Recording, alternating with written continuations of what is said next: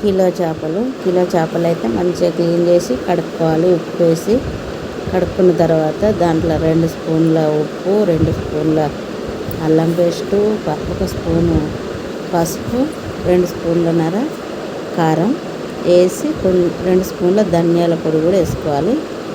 వేసి ఇది మనం 2 నిమ్మకాయలు రసం ఎక్కువ ఉంటే 1 నిమ్మకాయ, రసం ఎక్కువ లేకుంటే లేదంటే 2 నిమ్మకాయలు అయితే పిండాలి.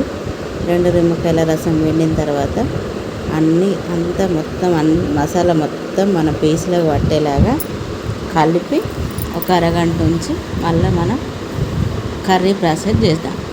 కర్రీ ప్రాసెస్కి ఉల్లిగడ్డ అయితే ఇలా వేయించాలి. కొంచెం ఆయిల్ వేయించి 4 టమాటాలు, ఉల్లిగడ్డ అన్నీ కలిపేసి మిక్సీ పట్టాలి.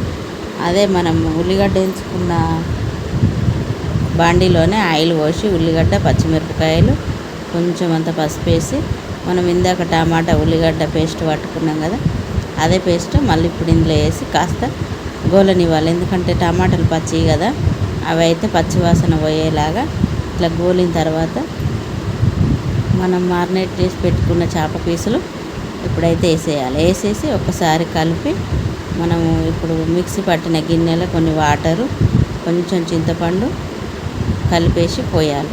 మనకు పులుపు ఎక్కువ వద్దు అనుకుంటే ఇట్లా టమాటా గుజ్జు అయితే వేసుకోవాలి. లేదంటే డైరెక్ట్గా చింతపులుసు పోసుకొని వండుకున్నా కూడా టేస్ట్ బాగానే ఉంటుంది. ఫిష్ కూడా నేను కొంచెం టమాటా గుజ్జు వేసి చింతపులుసు పోసిన ఇలా ఉడకాలి. ఇలా ఉడికిన తర్వాత పీస్ అయితే ఇట్లా ఉంటుంది. టేస్ట్ అయితే సూపర్ ఉంటుంది. ఇట్లా చిక్కదనానికి చిక్కదనం, టేస్ట్ బాగుంటుంది.